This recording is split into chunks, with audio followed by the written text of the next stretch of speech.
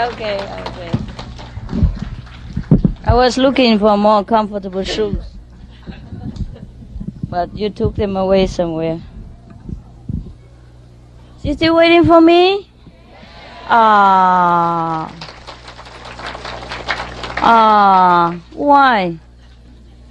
I thought you should be eating by now. Huh? Not hungry? Okay. You have translation or not?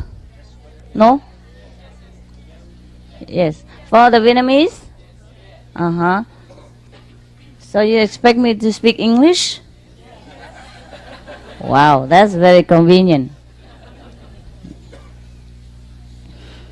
So how are you?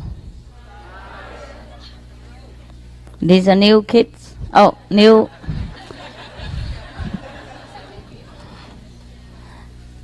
big kids? Yeah, who's new? Yeah, well, you all came. Wow, well, not all, but the one who stay in LA. You are here? In California? All of the new one? Oh, no. Huh? Oh, Arizona. It's not far. Ah, it's okay. Don't scare him.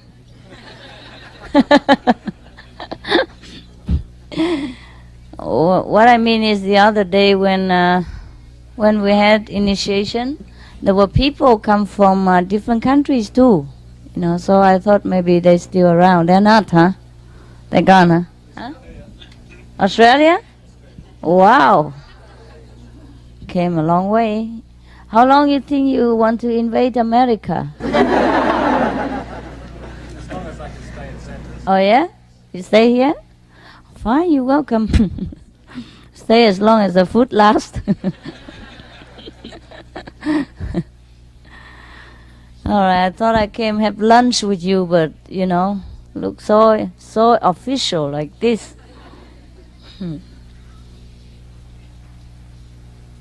You okay, the new ones? Feel very welcome. Yeah? And did you have a chance to ask the old initiate some question and all that?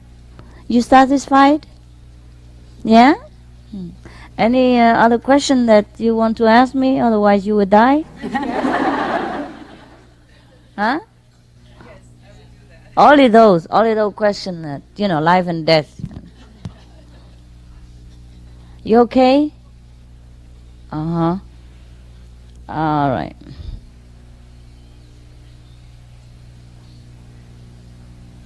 Any question? Yeah. Yes. Kids don't have question, but the adults always have, especially women. Yes, Namaste Ji. Go ahead. I'm a Muslim. Oh yes? Be welcome. Me too. Okay. You said that God lives within us. Well, not I say it. All the prophets say that. All right. Your prophet say the same. Muhammad said the same, didn't he? Yes. Mm-hmm. And he even said all religion are from God. Yes. And I do believe in that. Yes. And you also said that when God is in us, we are also God. Yes. Okay. And I also have another strange feeling. Yes. I feel that you are me and I am you. Well, that's wonderful. I'm very honored. So is that all right? That's very all right. Is it all right? Okay. Welcome to the same feeling. Yeah. So, Join the group. They all feel the same way. Don't you feel like that, Pam? okay. Yes. Yeah. It feels to be good, among my own people. Yes. Really, it's ecstatic. Feel like it's your own, right? Yes. Yeah. Yes. First time, but Yes. like forever. First time. That's the and way it should feel. I'm Yes. glad. Yes. I'm glad too. So what else is the question? I do have another question, but should I go public? Oh, go all out. Okay. See, what happened to me, like March 18th, my whole life changed. March My- 18. March 18th, Uh-huh. 98. the world was different. Yes.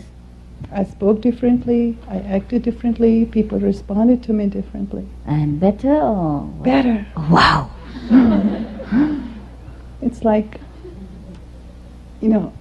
whatever happens, it's happening. I have no control, and yet I'm very powerful. Yes.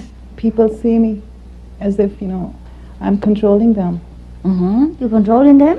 Yes, they say I manipulate them, and I don't. Mm-hmm. It's What like is the day? March 18 was that? March 18th. What is that? Well- Tell people. Well, what happened was I worked on a project that day for my painting class. You what? A project. Uh-huh. It was a drawing I was supposed to do, and they asked me to do a self-portrait. Mm-hmm. And I did that, and I drew what was inside me. Mm-hmm. I wrote an Arabic verse on that from Quran, Mm-hmm. and that was the real me. Mm-hmm. And I didn't know what had happened, but when I went outside, Mm. it was different. Mm-hmm. Things were happening that had never happened to me before. People were responding to me in a different way. Mm-hmm. And when the teacher saw that painting, she said, "This is it." She said, "Rizwana, you got it." Oh. She said, "You have the content, and this is what you're going to work on forever." Wow, so probably you got it. So Mm. it was so overwhelming. I couldn't believe it. So now what's the question? The You question don't like is, that? I do, but it's hard to believe. I wonder if it's my mind playing tricks on me, or is it real? Well, even if your mind plays trick on you, it's a good trick. Yes, Very pleasant illusion. yes. And there's another thing also. All my dreams, all my wishes are coming true. Mm. And it's not just me. It's whoever, my friends, if they say something to me, or, whoever, and they come and tell me, hey, Mm. It Why don't you happens. all learn painting and quick? Huh? Okay, what's your name? Rizwana. Huh? Rizwana. Rizwana. Rizwan. Yes, Rizwana. So my question is, What does it mean? Rizwan. Rizwana. In Quran, well, there are two meanings. One is paradise, and another one is for the to do something to please God. Mm. And actually, there's another meaning. It's the Rizwan is the name of the angel who's at the gate of heaven. Wow, you are inside already. Okay. Well, congratulations, whatever it is. Enjoy. Huh? All right, thank you. Right, you're welcome. That's We only have to recognize ourselves, and other people will. So I just wanted to know, am I okay? Am I nuts? Are you okay? I feel okay. Then it's all right. Here everybody says, I'm okay, but out there, Here everything's not okay? no, here it's okay. Here it's Yeah. okay. Out there what? What's Out not there, okay? I'm acting a little, A little what? little like a teenager. It will pass. Especially my coming here. You know what my daughter told me? She said, Mommy's rebelling. Well, we can reverse the signs of aging, Now it's the 21st century, people do that. They have cream and all kind of thing to reverse the aging. Also, we have cream for the soul. You can become young again. That's good. Yeah, Okay. good. The Prophet is very pleased with you. He told me.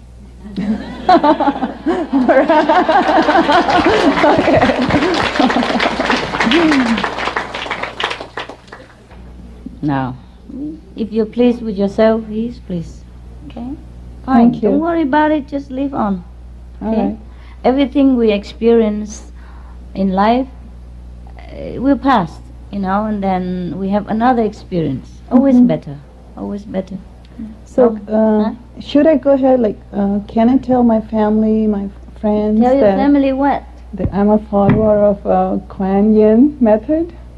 just tell them that you found some friends who believe in the Quran, yeah, and they not only believe in the Quran, but they live the way of the Quran.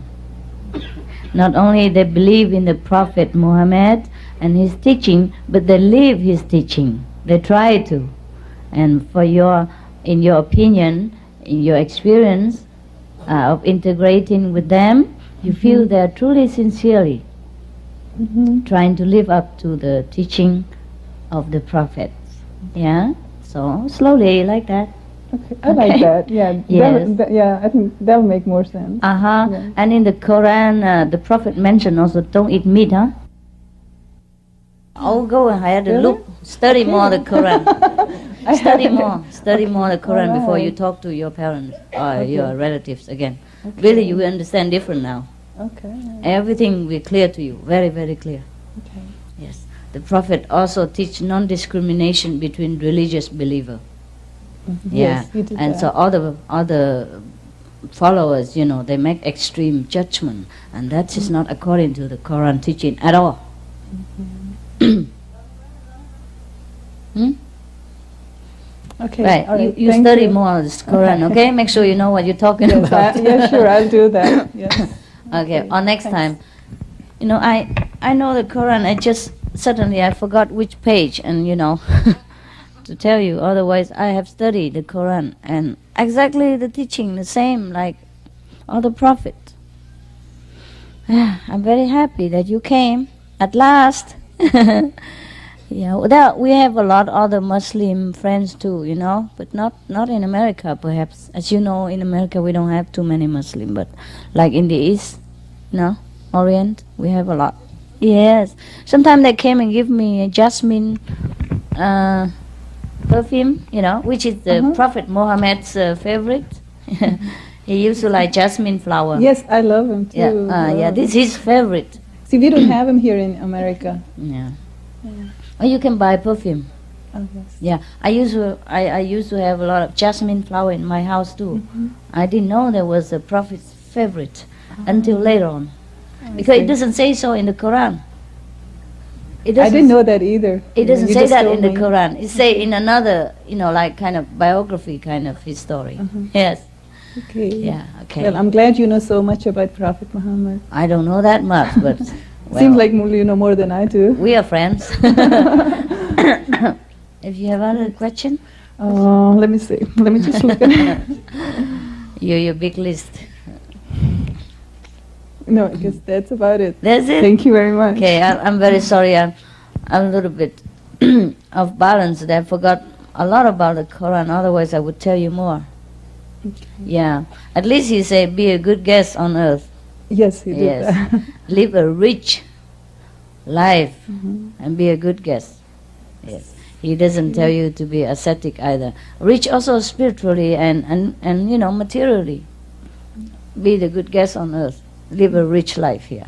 Yes. So he says, guest. We are guests here anyhow. He knows. Yes. We are from heaven. See? Yes, we are. So what else does he mean if we only are guests here?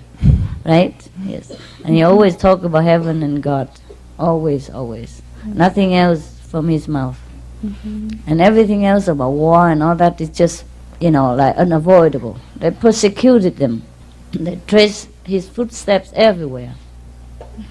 And make hell to his disciples. So they have to defend themselves sometimes. That's a matter of unavoidable. And during the defense battle, somebody about to die, somebody about to live, and then he has to comfort those people that, by accident, if you have to defend yourself and kill other beings, then God will take you to heaven because you did it for the righteous cause. So some people make use of that to make war later on, and that's just not right. But the teaching of the Prophet is always right. Just we understand wrongly sometimes, and that's very sad. Yeah, I'm That- so pleased to hear all that. It happened in every religion, And the same with the many wives and all that. I dare not tell you, but Shall I tell you? Sure, Okay. I'm all ears. In those time of Muhammad, are you guy interested? Many wives? This is about many wives. I'm sure they're all ears. But you'll be shocked. You'll be shocked. When the Prophet was alive, his teaching provoked a lot of resentment and anger. Of course, he doesn't teach like anyone else at that time. He teaches that heaven is at hand. Come to me, then I show you. And then they would think he's a blasphemous, of course, like Jesus. So they persecuted them. They think he wants a political fame and try to be famous, or maybe against the government, whatever, because he was too famous and too beloved by the people. And of course, any government at that time would feel threatened.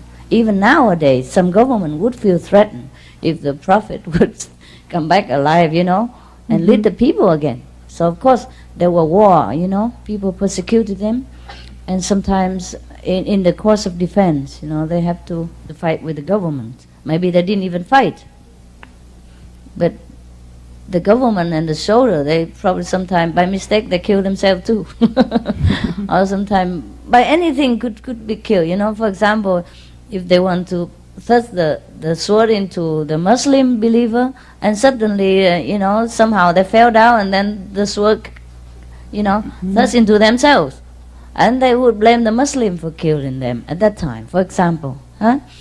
So anyhow, so the Prophet's life at that time was a constant war, constant running, constant hiding. It's a very terrible time for him and for his followers. But still their faith is very strong, so they stick together.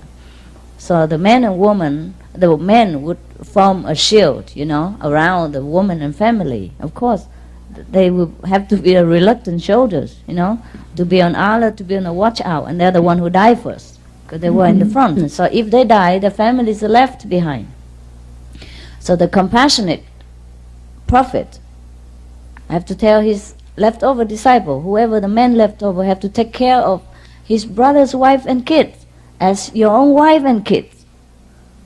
You understand? And only the one who able. That's why he make a rule, like if you give to this wife, if you take, for example, you take on 2-3 wives from your brothers, then you have to give them exactly the same thing like you give it to your own wife. So that's only fair. You have to treat your brothers family as your own. Of course, no, we do the same here. Of course, that's a brotherhood. And then, of course, only the one who able should do that. If you couldn't feed your family, how you take on more family? And that's very fair only. That's very just and very wise. So that's how the brothers took on other wives and kids. That was a spirit of brotherhood, because your brother sacrificed his life for you also, and for your family also. So his wife and kids you have to take care. Or wife, or kids, or wife and kids, whatever. If you can, you do it. And share equal your property among, your wife and the other wives. Treat it as your own. That's the Prophet's compassionate instruction and the wise strategy at that time. Yes, it was due to the necessity of that time, at that you can take in more wives than necessary. But they didn't take it in as wives, as to take care. Yes. Like the Sikh guru, I think the last one or the fifth, the last one, he was also offered a young wife later on, and he accepted her, but they now live together. Oh. Yeah, he make her become the mother of the Sikh soldiers, so she took care of him. She wait for him to eat with her, but that's it. Yeah. Okay. So also a wife, but this is not in a sense like we take it, okay? Yeah, a lot of master, they do things we don't understand. It's not really the way we think. Yes. It looks like, but it's not. Okay. All right, thank you very much, Master. Yeah. Because somebody offered him a daughter, because she saved his life somehow. He saved her life. So the father think, okay, this belonged to you in the first place, caretaker, you know, and he didn't want to hurt the family. Somehow there's some probably situation arise like that. So she accepted. But he only lived with the one wife. That's it. Yeah. Okay. What else about interest? Oh God, all the woman. Ah, Jesus Christ. Yeah, this one was a second. Okay, man, be patient. It's our time. If anyone hungry, please go out and eat, huh? It's not obligatory to sit here. Yeah. I would like to know, please, what happens when somebody commits suicide. Well, then he die. So many times in Western religion, you hear that they go to hell for that, or they're condemned for it by God. What is your view? They're not condemned by anybody. They're just in a lower level of consciousness, and they have to stay there for a while. Does it require then? Well, obviously, I answered my own question. If they haven't reached enlightenment, then they would have to be reborn again and pursue again. Oh, sure, of course. Later. Anyone, even without commit suicide, they have to be reborn again until they're enlightened. Yeah. Thank you. But the commit suicide people in a lower level. Yeah.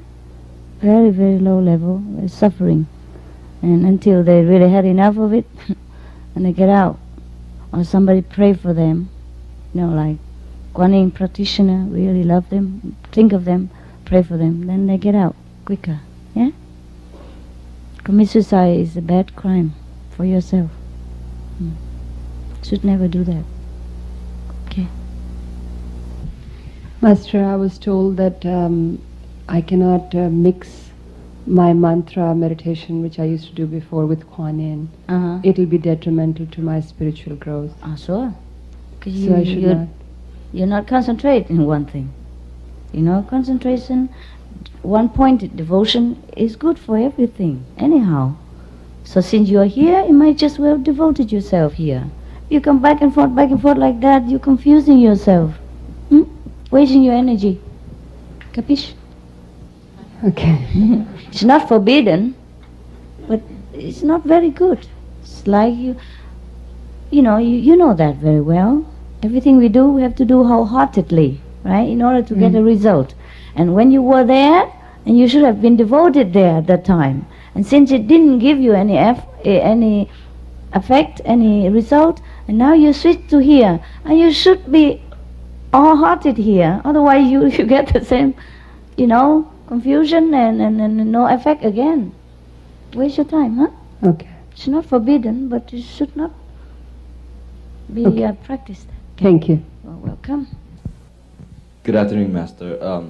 My question was, I had a friend that believed in you, and he read about you, and he wanted to be initiated, but he wasn't given the chance to be initiated because he was killed.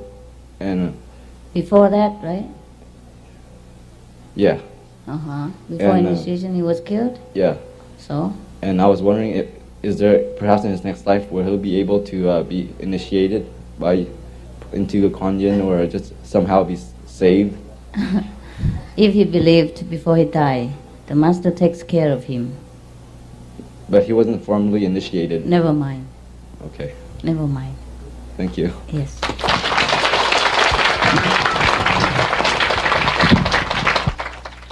The formal initiation is for the mind, okay? And the invisible initiation is for the soul. It's not by sitting there listening to instruction that you are liberated. The master communicate with the soul beyond the words, beyond the talking, all right? So if the guy believe in the master before he dies, even just look at the master in admiration one time, straight in the eyes, he's liberated. So don't worry about it, okay? Master, I have found that recently when I was meditating that information seems to come to me very quickly when I ask a question or if it's on my heart. And it was so detailed, I was kind of wondering if I was talking to myself. But I imagine since we have the God self within us, isn't that our own soul, or it's considered the same thing as the inner master speaking to us? If it really helps you, if the information is correct, you found it out, then it is. Why isn't it so easy to recollect this information after meditation? Why what? Sometimes it's so detailed, sometimes the information is not easily recollected, like visions and things like that. Oh, of course. Then that's why before you meditate, you should have a pad next to you. And jot down quickly the main point, okay? 1-2 words to recollect later. Yeah, because during meditation, you are in a different level of consciousness. And when you come back to this physical one, you forgot. Because the mind is limited, you understand? The mind is limited. It's like a computer. It's not equipped for the whole information in the universe. So sometimes it miss out the information, okay? Or it's defected, it's defected, the mind, the computer. Yeah. Thank you, Master. One other simple question, which modern religions teach, as far as the Christ teaching was concerned, sometimes they're misrepresented, I understand, or mistaught. Mm-hmm. Is there such thing as an unforgivable sin? I realize we have to forgive ourselves, but no, there is none. No. You have to realize that every soul select his own path to walk toward God in different fashion and different timing. All right? We are here, those who more experienced, who walk in advance, are ready, like the angel or the masters of the universe, are ready to assist any soul should he or she wish to make a different choice in any time of his life. Okay? And a higher choice, of course, the better. In that sense, then, what did Christ actually mean when he taught blasphemy against the Holy Spirit was unforgivable? What did he mean by that? Or maybe he didn't mean that at all. What is before that and after that? Like, say, when he says blasphemy against the Holy Spirit, I don't think anybody understands, even myself really understands it completely, what it would actually take to have an unforgivable sin, if there was such a thing. Okay. Unforgivable is in the sense of the word, but there's nothing eternal. Okay?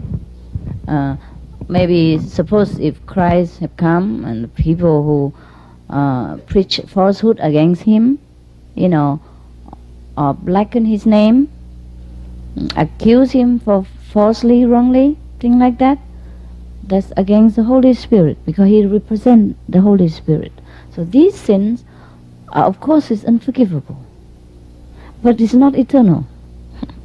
As soon as the soul turn around and repent, is forgiven. Okay? Alright? That's why Jesus do not hate those who condemn him. Also, he knows they have to do their duty. They have to do what they did to complete his mission, so that he be glorified and honored in heaven as well as on earth up to now. If he didn't die like that, he will be into oblivion, He won't be as famous as he is now. Other masters have come and go, but no one is as famous as him. Okay? So those who persecuted him had to do what they had to do, and he knows that. And they are forgiven.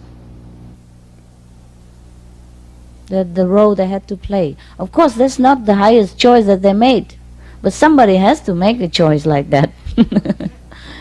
Just like in a film, somebody has to be a murderer, somebody has to be a detective, somebody has to be a victim, somebody has to be a hero. So it's a choice we make before we came. Nothing is unforgivable, even though it seems unforgivable. Yeah? Of course, we should never make a choice like that.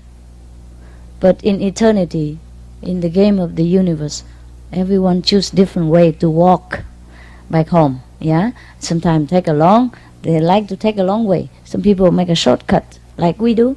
Yeah? So, God knows everything.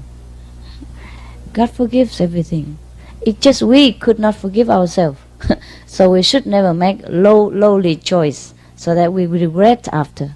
But therefore the Master and the brother stand by all the time to assist us in re-choosing, rejoice all the time. We always make a new choice, and depends on your choice, a new event will happen, new direction will open, and then you go into the different dimension. Yeah, that's why every sinner has a chance to become a saint. Any of them. No problem. There's always hope. There's always love, plenty of love for everybody. Even the worst criminal. All right? Plenty of love. Yes.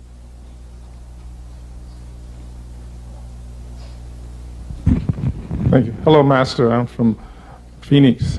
I would like to be initiated in the instant. This instant?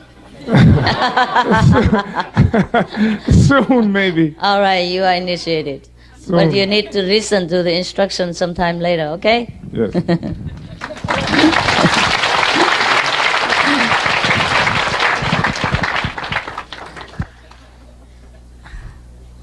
That's a good question. Yeah, we have no time. Yeah. Master, I was wondering, how do you deal with this situation when you are sometimes involved in a place where the offering of meat and things like that is concerned to the monks and you're around? The Tibetan tradition, right? And Yeah? yeah, and do you just let it go, or you would feel a little uncomfortable and think that it's not right? If you feel uncomfortable, you don't have to be there. Huh? Right? You have a choice, just walk away. Don't come. Thank you. You're welcome. Hello, Master. I would like to thank you very much for... Where are you? Okay. All I have to say is just thank you. Thank you very much for your kindness. That's all I need to say. Okay, no problem. You're welcome. Hello, Master. I was just recently initiated at UC Irvine, and I felt so much peace and purity in the last couple days. And then this person, this man from my past, who was an ex-boyfriend, calls me, and I want your help. And I was just feeling so much love and wanting to give, and I go there, and I give. And this thing, how I can't explain it. I don't know what it is that I'm doing or what happens, but I feel so much from people, like energy, and sometimes it's like impure energy. And when I'm feeling happy and I'm feeling this purity and this love and I'm shining and I feel beautiful and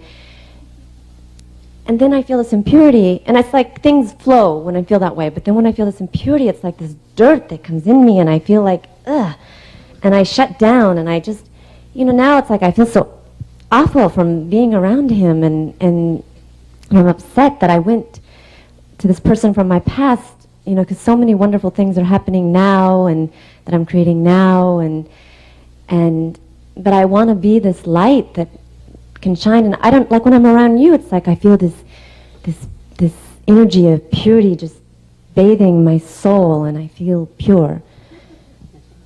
But other people, it's like dirt.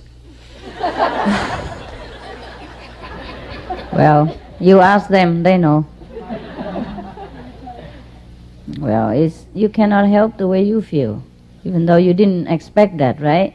You didn't come with that negative feeling. You come with all love and devotion and compassion, but look what you got. Well, that's the reality. That's the problem. Not that we expected that. It just come, right? Yeah. Well, when you come around people, you try to recite God's name and ask for more love, more protection, more compassion, and more understanding before you contact people. All right? And then that will help you. But what is it that I'm feeling? I mean, what is that vibration or that frequency that I'm picking up from them? It's just they are in a lower level than you are. And you have to come a little bit down in order to meet them. It's just an automatic system. You don't do it on purpose. And so when you come down like that, you feel caused. Yeah? You feel the caused vibration. Because you're not used to it anymore. You were up there. And then suddenly, because you love that person, you have to come down automatically. That's normal, even though you don't see it with your eyes. But it's just like somebody sick in the hospital, right? You are healthy. Now you come to see that person, and you love that person so much. So you come in the hospital. So in the hospital, automatically you feel the the disinfectant air, you know, the medicine smell and the bandage and the plus and the, you know, all kind of urinated, all kind of, you know, hospital smell. And you see the suffering, you know, and you cannot bear, so your heart feel uneasy and painful. It's not like you feel it when you are in a party on a wedding day, you know. So it's automatic, nah? Even though before you go to the hospital you had no idea how you would feel, and you didn't expect any, you know, negative feeling, but it would happen because you're in the hospital. You have to be there in order to be with your loved one. Same. You have to come down to a little level in order to meet the one that you care for. And in that level, that's all you feel. Dirt, uncomfortable, unpleasantness, and, you know, coarse atmosphere. You can't help the way you feel, and he can't help the way he feels. So either you go there or you stay here. You stay up or you go down. It's up to you. But will it ever get to the level where I won't do that, where I can walk in the purity and the love and stay there and not feel their dirt? No, honey, no. I'm sorry. You walked in the hospital, you in the hospital. Whether you are the, you know, the pristine, healthy person, the most, you know, brilliant doctor, you still feel the hospital. You still feel the pain of the people. You still feel the misery around you. You can't escape. It's not you. It's the place. It's the way it is. It's the way it should be. Yeah? Even the saints go into the hell. He has to also feel it. But he come anyhow. But it's temporary, okay? So your feeling is temporary. Like you can see that person and you feel that unpleasantness. But at least you can come home and bathe again in the holy light and be pure and feel good again. You see? He is forever in that area. Imagine. So feel sorry for him. Do what you can if you want to, if he needs it, if he's receptive. If he forever want to sing there himself, then you have to leave after some time. Yeah? Don't drown with him. Thank you. You're welcome. No, at least you know the difference now. You didn't know before. See? At least you have a choice now, see? You know so different between the black and white. I told you I take you back to the kingdom of God, and now you believe.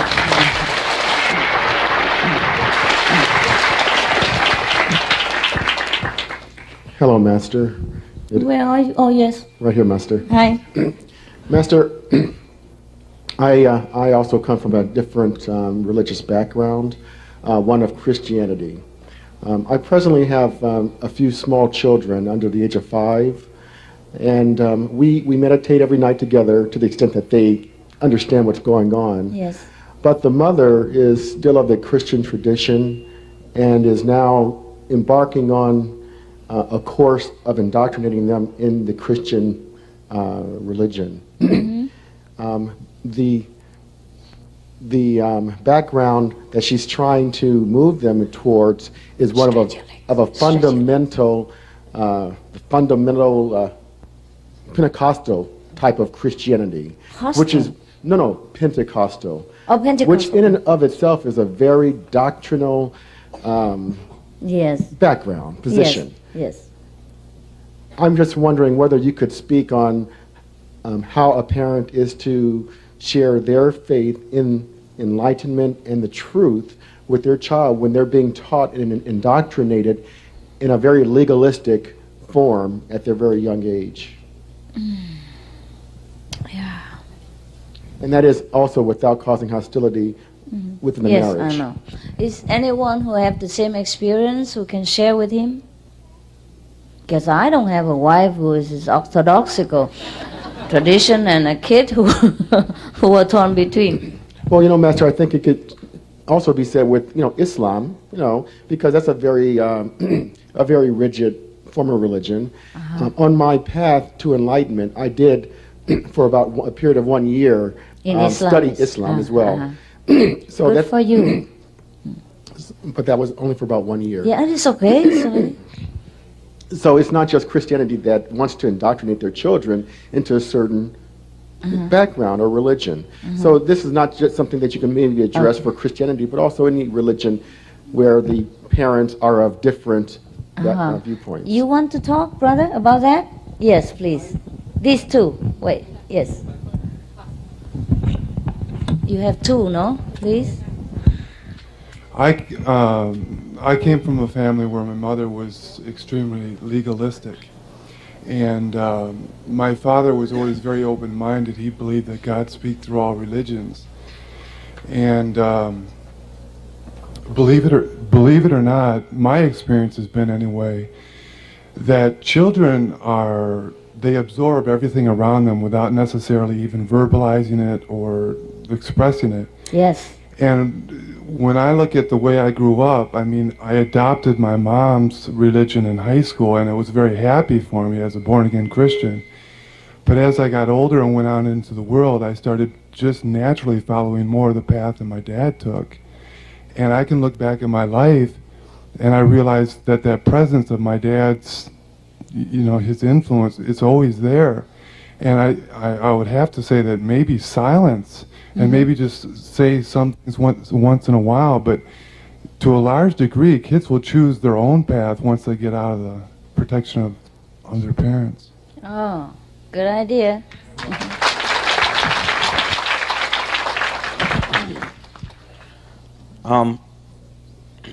To his question, from my experience is that if you show yourself loving and don't make a battle between your wife, let them join the Christian religion because it is also good. And it has a lot of strong meaning behind what it says. And just live the way you're living. And when your children look at you and see this, then they'll know.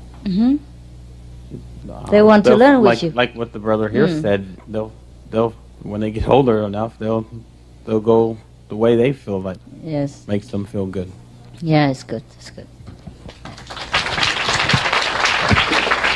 Master, I concur with those two other views. Yes. And I just wanted to acknowledge that Master Power is the strongest. After becoming enlightened, there really is no insurmountable conflict taking place within my home because Master Power is omnipresent in our situation as well. So, but I just wanted to hear what your comments may have been on the matter. Well, the brother said already everything. Thank you. It's very nice. And you also very, very good. I'm very, very pleased. You see, you can also join them in the Christian class if you want to. Yes. Yeah, and then sometime enlighten them in some of the subject. Yeah, saying, yeah, okay. Yeah, everybody can, one at a time. Yes. One more. My mother was also very fundamentalist, and I was always a vegetarian since 8th grade, and she watched me. Now they're becoming vegetarians. Wow. Look at you. Good representative. Yeah, here, the ladies. Okay. You want to talk about that? No. No, wait. You want to talk about that? Yes. Okay, go ahead while we're still there. Yes. Because I also have 4 kids, and I was just initiated 2 days ago. And I haven't really told them what I'm doing, but I know, because this, Kuan Yin, it's not something so, drastically different. Yes, no. I know, it's the same. Yes. The beautiful thing about it is like Quran is this big. And I know, I haven't read it all. Yes. So I don't expect them to read it. Yes. But the little handbook that you gave me, I read it the same night. And I knew, it's so simple. The teachings are right there. It's like in black and white. And I've been following all those things, my whole life. So I'm not changing my religion. No, nothing at all. Nothing changed. Yes. I'm just enforcing it. Yes. And what I'm adding to it is vegetarian diet and 2.5 hours of meditation. And I have been doing that all my life. Yeah, too. you're praying. Yes. That's a meditation.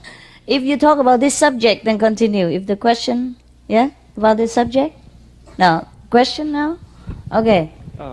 Master, please forgive me about this because I'm very ignorant about this. Can you please give me a good example of what is intuition and what is feeling?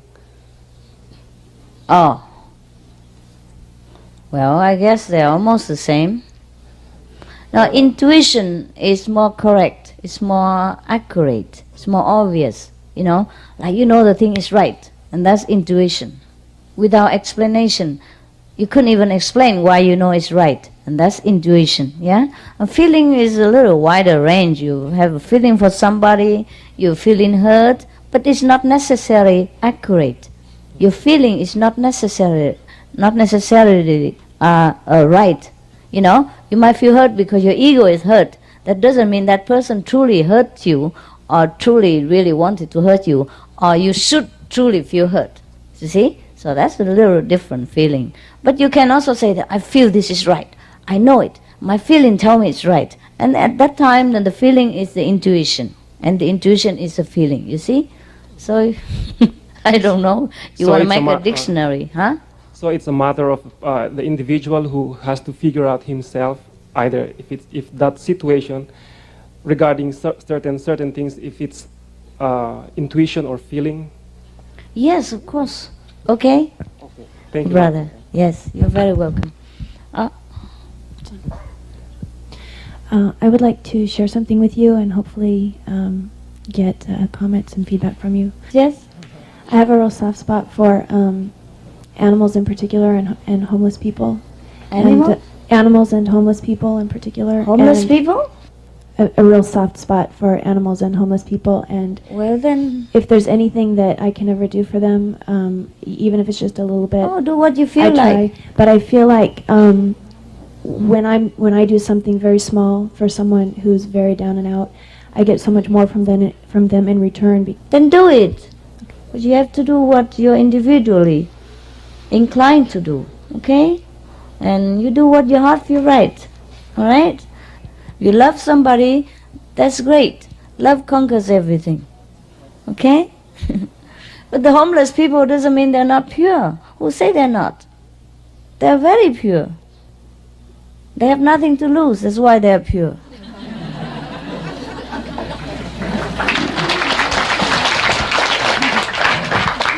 Yes, they're more simple, you know. They live day by day. They live on the grace of God. Every day they're praying for their meal at least. Yes? And this and that. Yes. You first, please. Yeah, I have a question about, I had this naive idea when I came down here that, although it seemed too good to be true, that after the initiation I would just suddenly feel like a master. Yeah, why not? Congratulations. And I felt that we have a new master here. I can just step down anytime you're ready. Well, I'm just wondering, I felt a little bit the next day, but then my mind sort of got control again. And and I'm just wondering, what does the instant enlightenment mean? Does that mean that we are enlightened, but we just have to clear the blocks? Or, what just happened? What were we initiated into? Anybody can explain that? Since you're in the same boat? You also feel like new masters? Huh? Anybody want to explain that? Here. There's a master here I want to explain to you. Give a microphone quickly. Why not? We have fun, huh? The more master, the better. I'll be free. Take turn. I can't be absolutely sure, but the way I feel about it is we were just initiated into the kingdom of God, and because we're in this world, we have to learn here until we get back home. That's all I can think of. Bingo. I'll submit my humble feeling on the matter. There's a difference between mind and the spiritual plane, if you will. What takes place during meditation at times when you're in samadhi, you may not remember what took place. You may not really know what is taking place, but something is taking place. And as you develop, that thing will, in time, it won't happen overnight, it will reveal itself into your present consciousness. But just believe and have faith that this thing is taking place in the spiritual realm, because it is. And continue with your practice. Be diligent in your practice and the 5 precepts. Wow. Master number 1, master number 2, and master number 3. We lady, we humble. We're number 3. What else? What other idea? Yes? No? No idea? Totally new question. Oh, You wait. Continue? She has not finished. You hold the microphone until your turn. Yes? Well, just one other quick question regarding harming any sentient beings. How do you feel about, 1, the wearing of leather, and number 2, I don't know if this is true or not, but somebody told me that when silk is collected, the worm is killed. So how do you feel about wearing silk and wearing leather? I don't feel anything. I don't wear them. So are you saying that in keeping in accordance with not harming sentient beings, we shouldn't wear silk and we shouldn't wear leather? Even in Buddhism, they are allowed to wear it in certain occasions. The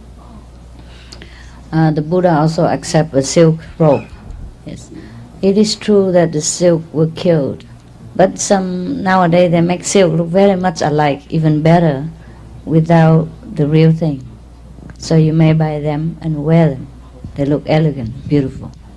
Most of my design are from that kind of silk. But perhaps sometime they go out and buy a different, wrong kind of silk, and it's okay. I mean, should not be too fanatic. You don't wear it for yourself, it's fine. Yeah? And the leather things, people don't kill for leather most of the time, right? They kill the cow for food. And so the leather and nails and horns, sometimes those things are left over and people use it for shoes or belt. You may wear them if you wish to, but some people are sensitive. They don't like to be reminded of slaughterhouse, so they don't wear them, and that is also very good. Okay? But do not condemn people when they wear them. All right? Yes. Yes, brother. I'll let the lady first, okay. Yes. Thank you, Master.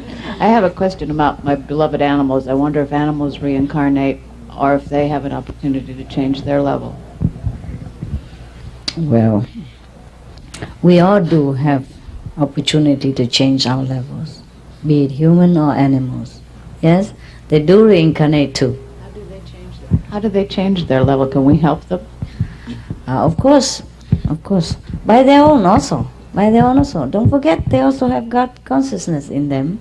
They also creation from God. God takes care. Is it okay to have them with us when we meditate? They seem to enjoy sure, being with me. of course, why not if you want to? Thank you. I have a teddy bear when I meditate.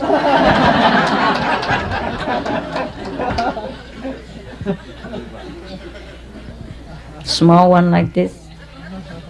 Nice. Very cute. Warm. And I bet real animal is more warm, huh? Well, it depends on if your animal don't disturb you, you see. Then it's good. It's good. That's a funny story. I probably told it already, but it was in Chinese. It's like this. There was a master.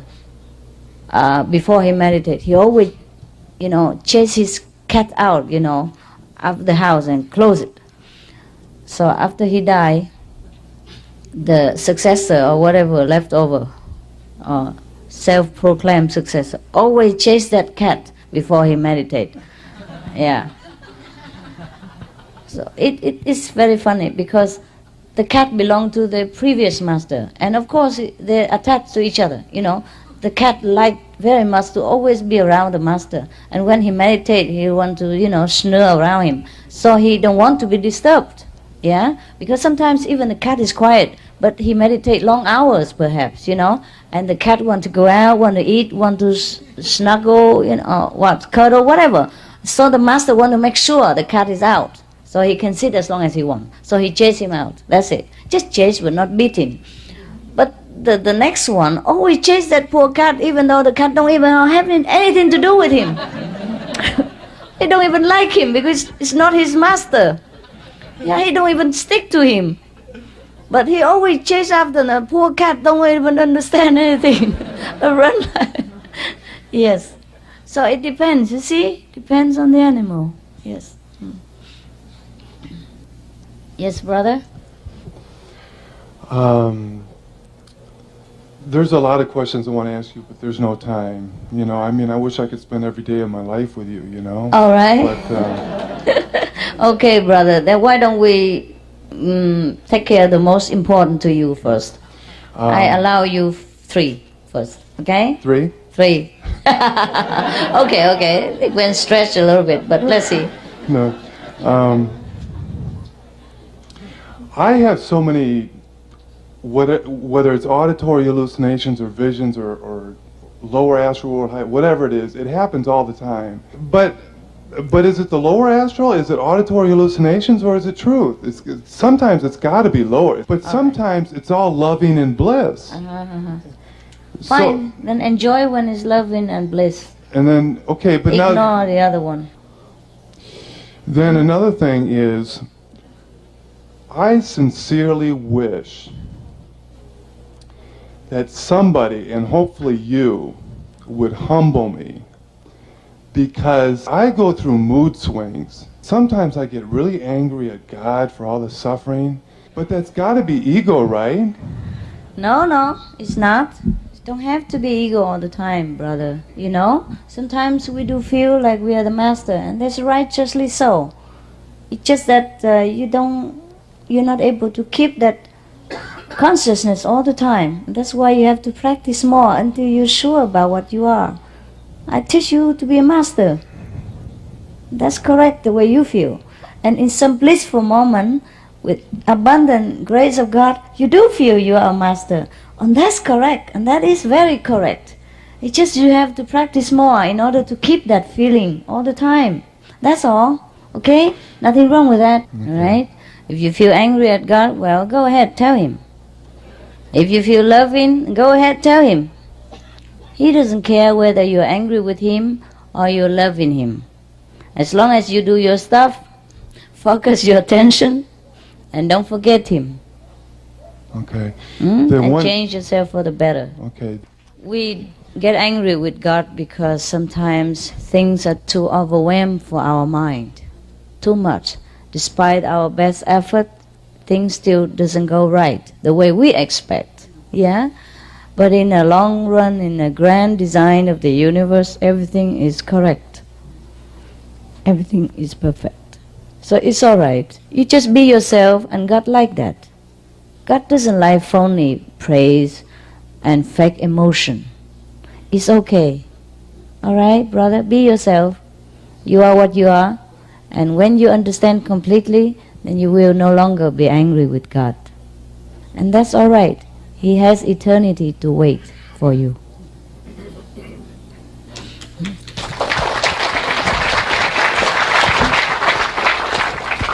Master, what causes poverty? It causes poverty. Poverty. Poor, right? No, nothing causes it. Just the way it is.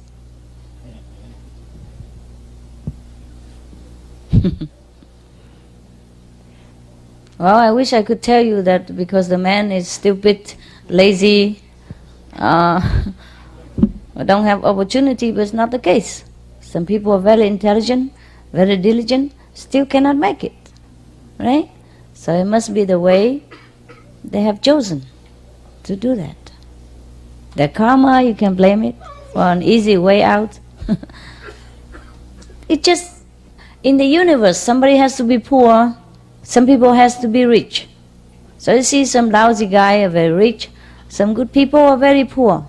So when you look at that, you blame God for being unfair. No, it's not. Some people chose to be poor. They like it.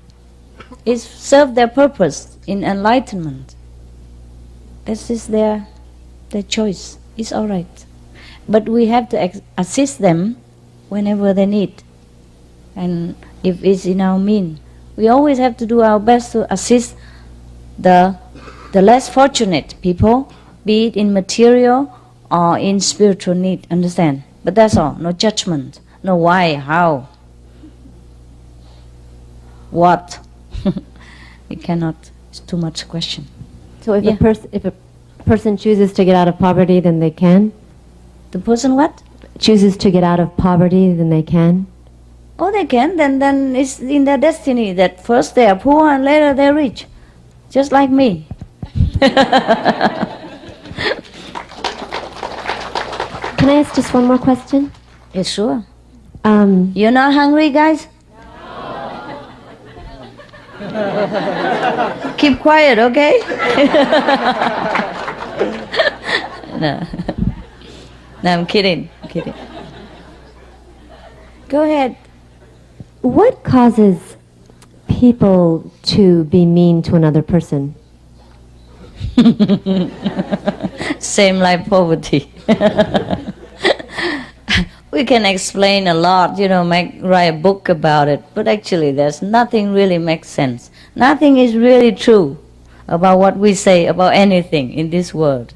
Everything just appears so. Like he appeared to be mean to that person, but actually he's good to that person. He appeared to kill the person, but actually he's not. Yeah? And he appeared to push that person to the edge, but actually he's helping him to elevate. And why that person treat the other person bad is all very complicated pattern of karma, and then it boils down in the end to nothing. There's nothing at all, no enemies, no bad guys, no good guys. It's all the very wonderful, intricate drama of the universe. And we do enjoy them all. That's why we play them every day. Yeah. Don't worry about it. Everything is perfect. It's just sometimes our time is up, okay? Like us here. Our time is up. So we're not going to play longer in this physical drama. We're prepared to go home. We just play our last assignment. The contract is ending. But we don't just step out near the end of the movie just because we're going to sign contract with another company. We play the last minutes of the film to finish it, okay? That's why we're still living in here. That's our last minutes of the play. Other people, they still continue to play their parts, and they like it. Their soul like it. It doesn't seem so to the mind and to the physical understanding, but everybody is playing wonderfully. Nobody complains at all. In your trek to become who you are, was anybody ever mean to you, like really viciously, cruelly mean to you? Let me think. This thing I forgot. I don't really think so. Well, I used to have a classmate. She was mean to me. I was very famous in school. That was when I was, like primary school. Yeah. I am beloved by all my teachers, as my teacher would have told you, one of my teachers. And that girl, she's also my cousin. I don't mention the name. Every time from school, if I happen to walk with her, she scold me from the first minute we left the class until the last minute when I enter my house. We live near each other, just cross the street. And she just say all kind of things about me, and I could not imagine why she say that. So I just kept quiet all the time. And that's how I learned to be humble. And now I think about it, I think she was my great teacher. Because I was too famous. She has to balance my life. She couldn't let my ego run ahead of me, I was too beloved, too famous, too good. Always first in the class, and everybody loved me. So she's the only one who took on the dirty job, of polishing me. So I send money to help her sometimes. Thank you. And there are also some other people who cross my path. You always humble me in some way. But later we were all friends. I never had any hatred, as far as I remember, since I was a child. Never ever had hatred in my heart. I always treat the people who treat me badly good. I treat them good. And that's why sometimes they turn around and call me a living Buddha before I even took over this job. I was a teenager and I'm already was a living Buddha. Yeah, because the way I treat them, I don't hold any, you should call it, grudge or resentment. Never ever feel anything bad about these people, ever. I just feel nothing. Yeah, just maybe surprised. You know, that I was better when I was young, purer. You know, now if you talk bad to me, I talk at you back. I say, hey, watch it, I'm a master, you know. Okay. Next one. Okay, you speak Spanish. Yes. Open it.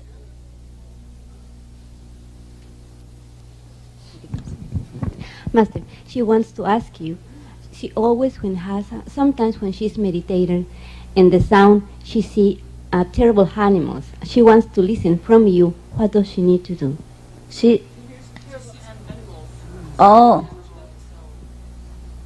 What kind of terrible animal?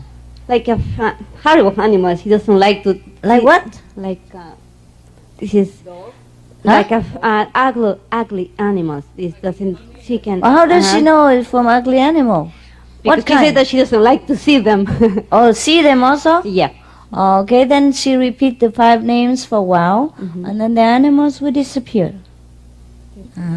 She says that she repeat the name, but she starts to feel afraid, and she doesn't want to state meditation. She wants to stop. Okay, repeat the 5 names, call the master help, and later on, when you feel better, you continue meditate. Thank you, Master.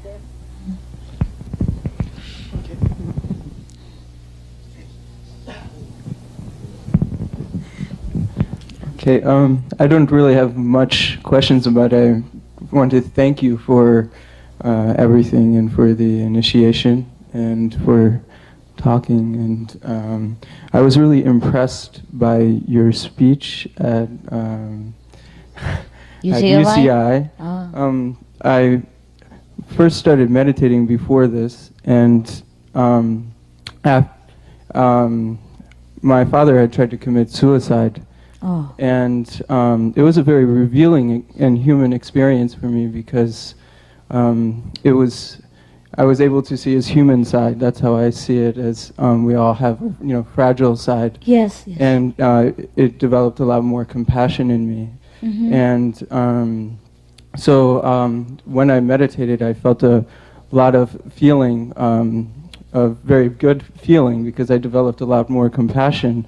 And when you were talking about that we're all children of God, and that I believe that also that part of your message is, and I may not have it exactly, but that we have a right to be happy inside of ourselves, and and that brings us closer to God, or closer to whatever we might want to call it, because everybody has many different names. And the other thing is, also lately I've gotten a better relationship with my wife, and we have different personalities. I was a much more passive type of person, and I've given her some space, and the relationship's gotten a lot better, and become more tolerant. And I've noticed that about this meditation has helped me just feel more centered and see the beautiful parts of people, even when they might even say something disturbing or something. I try to solve the problem, and it's been very helpful. And just wanted to say thank you. Oh, thanks God. That's good to hear. Very, very good to hear. Thưa Master, con có một điều xin hỏi sư phụ để học hỏi thêm. Số là ba con chết 5 năm nay, nhưng có một hôm con thấy sư phụ truyền tâm ấn cho ba con á, thì xin sư phụ có thể giải thích thêm về điều này.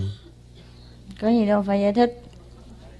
Tại vì thường thì sư phụ nói là chỉ siêu thăng đó, mà theo con nghĩ thì khi mà truyền tâm ấn thì là được giải thoát, thì nó có khác biệt gì với cái sự siêu thăng thường hay không? Phải truyền tâm ấn cho ổng có siêu thăng chứ.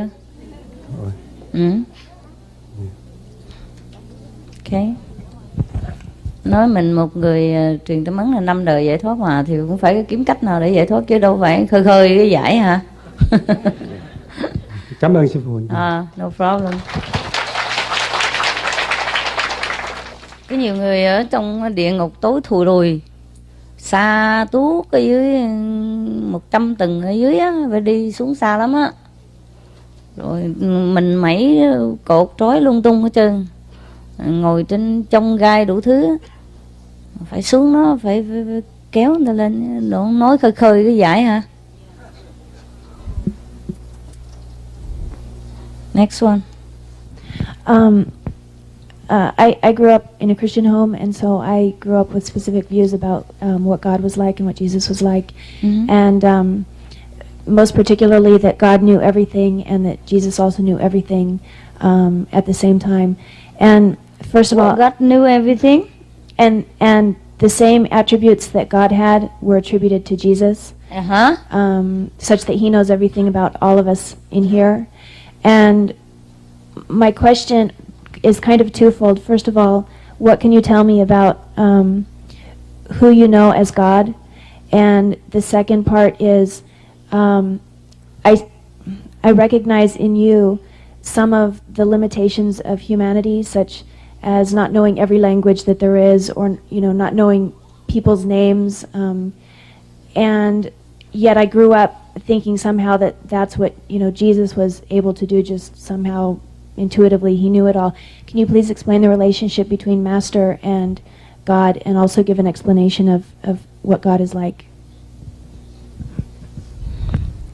The difference between Jesus and God is that he is crucified and he feels the pain. God not.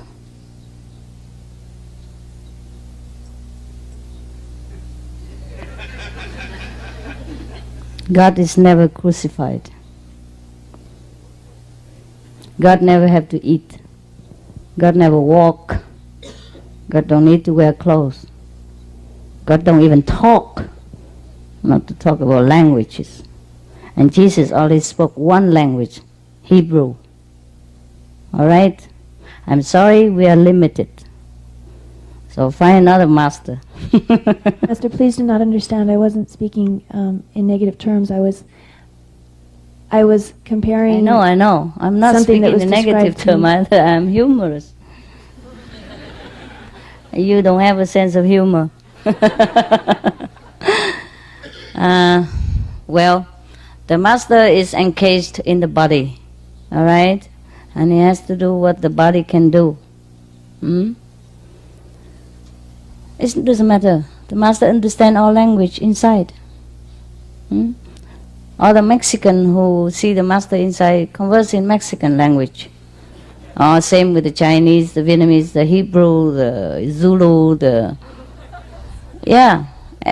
any dialects the master understands.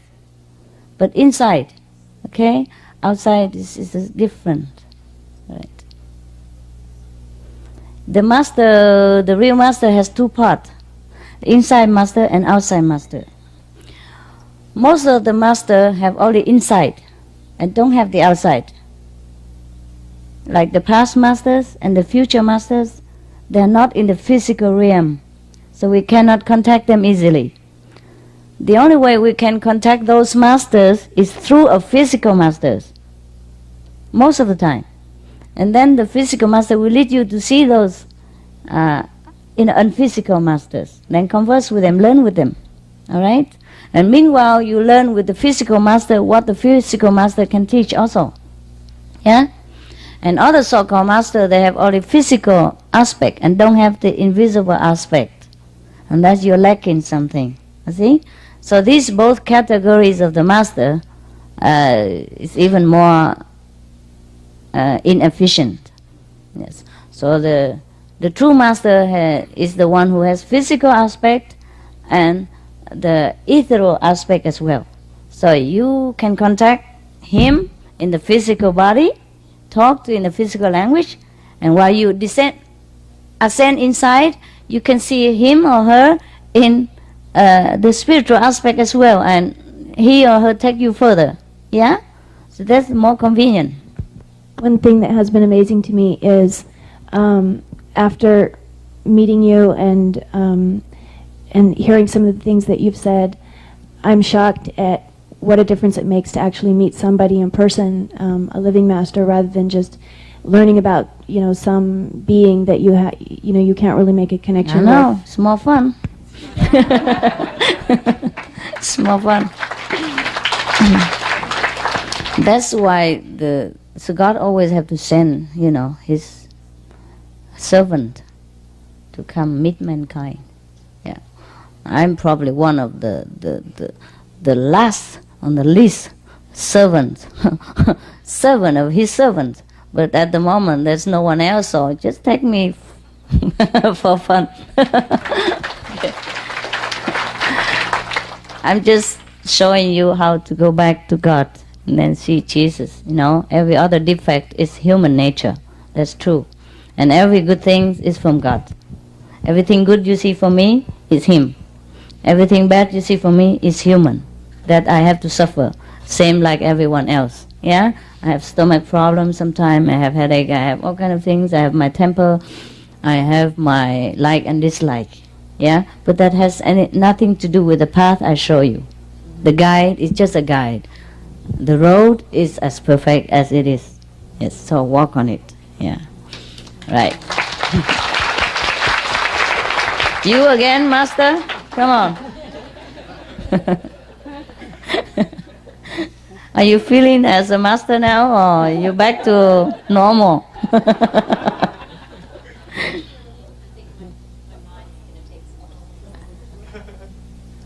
Yeah.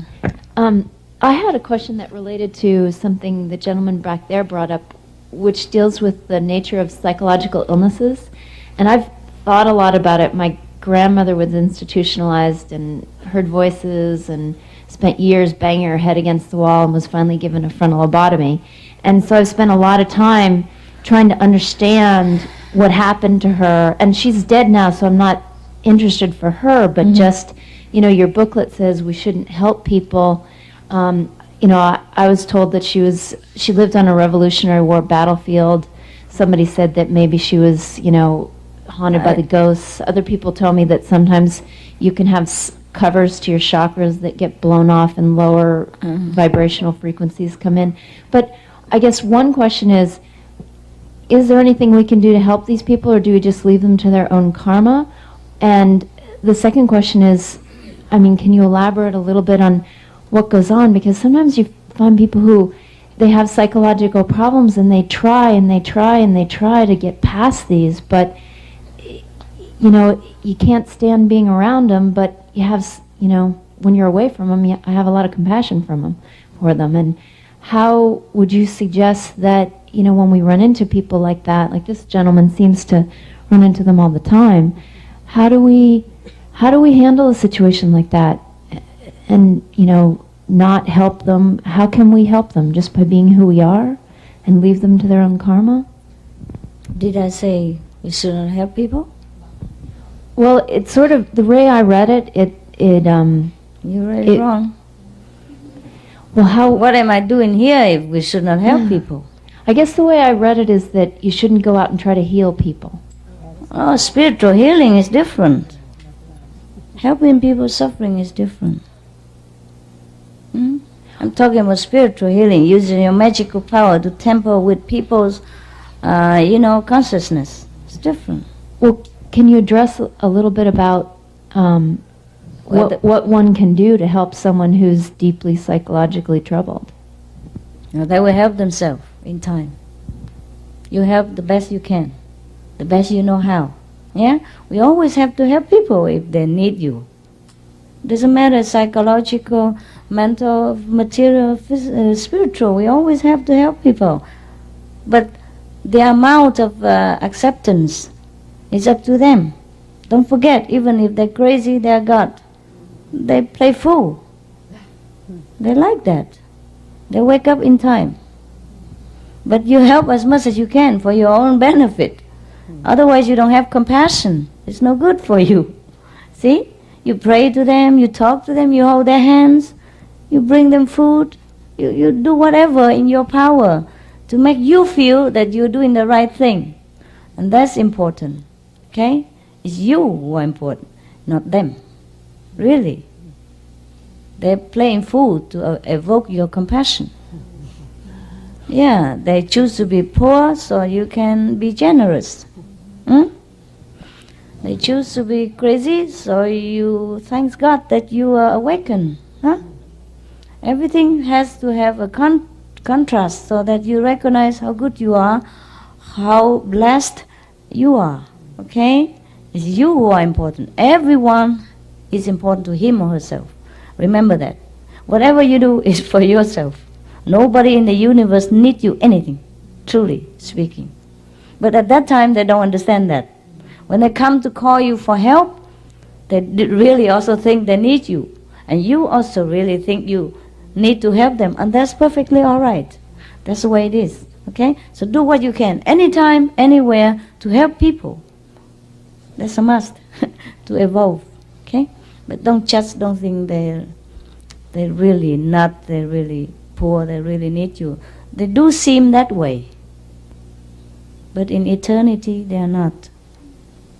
Okay? All right.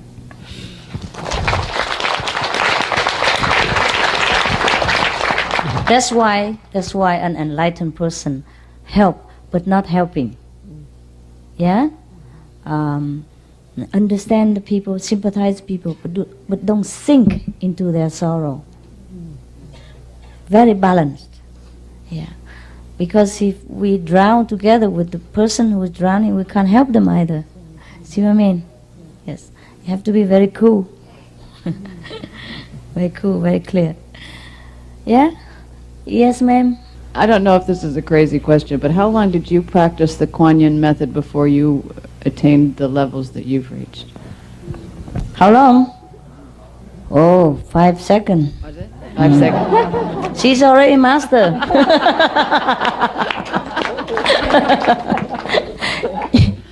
You're already the master.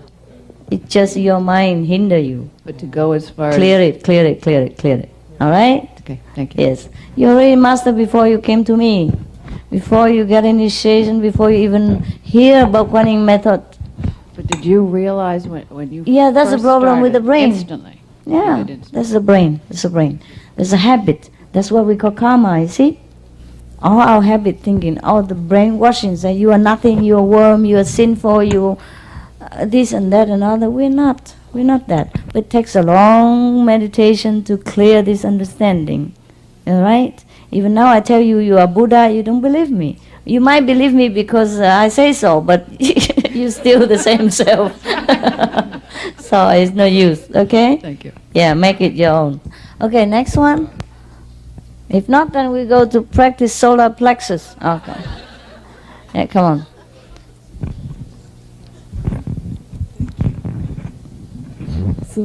Yeah. 我有时候我打坐的时候，打观光的时候，如果我把注意力集中在这个智慧眼的时候，我就好像听声音听不见一样的，就听的都是糊的。如果我一直观音还是观光？观光的时候，观音的时候。啊好。如果我不要念武器。不是，我就是把注意力集中在。啊，不用。听声音，注意力我要听声音的话，它可以越听越多。可是我一注意集中力在智慧眼，我好像就听不清。好了，不要集中。那我应该怎么样？先集中，然后后来听声音就行了。先集中再听声音啊！好，谢谢。我是不是刚坐下来的时候嘛？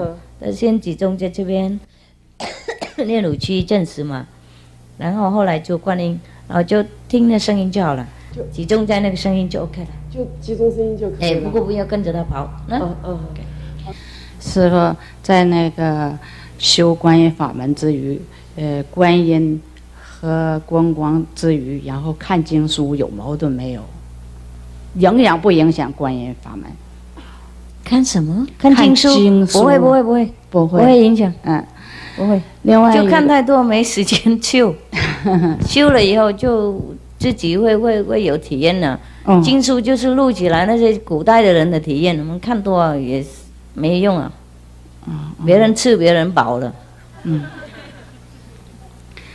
下一个就是在这个观音的时候，那个我这音呢，有时候听是循环的，哎，不知道因为啥呢？左耳右耳前都听见了，那我就没法避开这左耳上，我就讲挺困难，看这怎么办，师傅。你就注意那个这边还有上面，或者是右面就好了。有时候在观光的时候，他也不自觉的就来了。知道。有时睡觉，或者就咱们就方才正大伙儿谈话的时候，他也就来了。他就自然想了，这没有关系吧？这就没有关系，就不要注意左面就 OK 了。我不明白，我这个有一段呢，看光的时候吧，是吧？先是紫光，现在紫光没有了，而且呢，现在有这个其中如果没有黄的，也没有蓝的了，它就是那个在红的当中出那个白亮点儿，白亮点儿呢，它站不住，很快就没了。哇！这个亮点呢很多，有是这帮来，有是这帮来，我不知道这是好不好。你自己没有集中好，多打坐以后它会稳定 ，OK？ 打坐就稳定了。多打坐它会稳定。昨天晚上因为我急于见师傅，心情激动，在3点多钟的时候呢，我往下一躺，这个屋子本来是挺黑的，但我一闭眼睛，我说怎么天亮了呢？我一睁开眼看屋里还挺黑，但实际呢，我闭眼睛还挺亮的。这样能坚持40多分钟。然后呢，又一回接近4点左右钟的时候，我躺着又来了。又亮了一会儿，这回呢能有20左右分钟。我想这个不是眼睛的毛病，还是正常吗？我觉得好像不太正常。就像天要蒙蒙亮的时候，就像天要亮了，就这样一个状态。我觉得不正常，奇怪，天那么黑，你又看那么亮，不正常呢，啊？怎么办？还想看黑哈？我不要看黑，我要求师傅保持这个亮。就看你嘛 ，OK？ Anybody else? Again? Go, ask. And then afternoon we just relax, hang around. I just had 2 questions actually. One was that I just really don't like feeling hurt from people. Hurt? The dirt. The dirt from people. Oh, I understand. The vibration, the coarse vibration. It's something that's bothered me for a long time. Who likes? Nobody likes. You like, Sophie? They all know they don't like. They like to avoid, but they cannot. It's all dirt in this world. You feel it? I live in it, honey. I live in it. I swim in it every day. I got used to it by now. So, but by chanting the 5 names, will that help me to raise my vibration so that it doesn't affect me so much? Yes, that's why I told everyone to recite God's name all the time to protect yourself. Yeah? And when you come home, cleanse it immediately by meditation. Okay. And then before you go face the world, equip yourself with the powerhouse, meditation. So that's why morning and evening you have to do it. Okay. What else we do? Or leave the world. Leave. Where to? Huh? Right. Yes. So I had a most amazing experience in December, where I was in my bed. It was nighttime, and all of a sudden I heard angels, and I heard thousands of them, and it was like but just magnified by like thousands. Then my body started vibrating, and then I left my body and I went out into the courtyard, and I was flying with the angels. They were there. They were really, really, really big, and they were angels. Yes. The next day, I had told my mother and I told my brother. Oh, shouldn't. Well, this is before I met. Yeah. And I hadn't been initiated. Okay. Well, I did the convenient method, but I didn't do. But still, really? Convenient method is still experience. Really? What do you think where you get the experience from? Okay, never mind. All the convenient method people should remind them, don't talk about the experience. Never mind. Okay, forget it now. It's done. So what? But then my brother he was at the table, my other brother, and I hadn't told him this experience, and he said, oh, guess what? Last night I heard the angels, and there was thousands of them, right? So He it was also heard, yes. So he heard them. He didn't fly. He didn't go up there with them. But my question is, I never really believed, in them so much before. Now I really believe. But are these realms? I mean, was that real? Are there realms like that the angels are there and the other? Of course. Really? That's when you die. Yeah, you die daily. You leave your body, come back. You see that? The real resurrection. People only met angel when they die, remember? And when angel come and take them to a higher realm, but you can die like that every time and come back. That's what we call liberation in this lifetime. Heaven is at hand, etc., etc. Now you know what the Bible is talking about. Huh? And even though your brother was not in the same, category as you are, and before you told him, he also heard it. Because of the transmission between you, brother and sister. Your vibration lift him up also. That's what we are, the Kuan Yin practitioner. Everywhere we go, even if you are convenient method, you're already in our family, okay? It's just a testing period for you. Also to see if you can go on, if you want it really. So it doesn't matter if you're Kuan Yin method or not, or convenient method. You should keep your experience. It's okay, they know it already anyhow. And your brother also sensed it, heard it. So the thing is, with the meditator, the serious practitioners, you bless everywhere you go.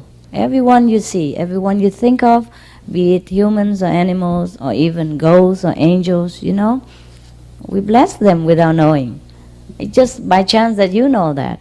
So your brother was blessed by you at that time because you rise your level and he's nearby, so he was blessed. He's more sensitive, he picked it up. But the whole family was blessed, just they did not know. Your brother was the most sensitive, so he knows. Okay? Okay. Thank you, Master. I also want to say thank you so much for all the newsletters that you send out. I really love them. Oh, The newsletters. I don't send anything out, honey. They do everything themselves. Thank They you. send me That's so one beautiful. also. Yeah, this you have to thank to our brothers and sisters. Thank They you. really work hard. They translate, they transcribe, and they type, and they email it, and then they select them, and then edit in them, and then print them, and clap them together, and then send them. It's all their labors, all the labors of love. Yeah. So you thank them. Without them, I cannot do all this work. I cannot do anything. Right? I can only talk in a few languages at the most.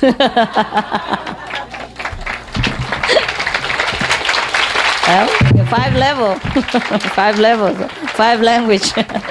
Okay. See you out there, dining table.